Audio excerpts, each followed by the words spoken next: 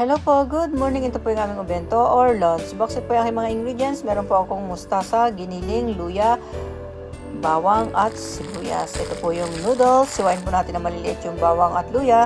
Mag-isa na po tayo ng giniling. Hindi pa na ako naglagay ng mantika. Lumabas na yung mantika niya. Tinubuhos po natin yung luya at saka yung bawang. Halo-haluin po natin.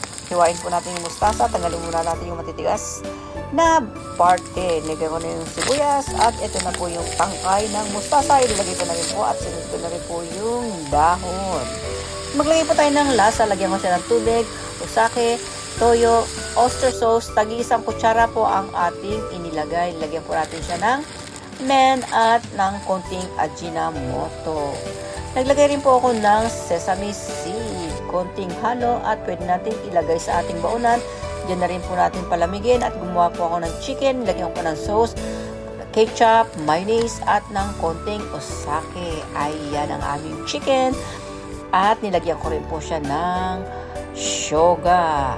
Ayan. Sa ibabaw ang gandang kulay pula. Sa mga papasok, yotsukete kudasai, tirashimasu, kigashina yoni, kyomo ichinichi gambaremashou.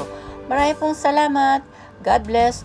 Thank you very much. Bye-bye.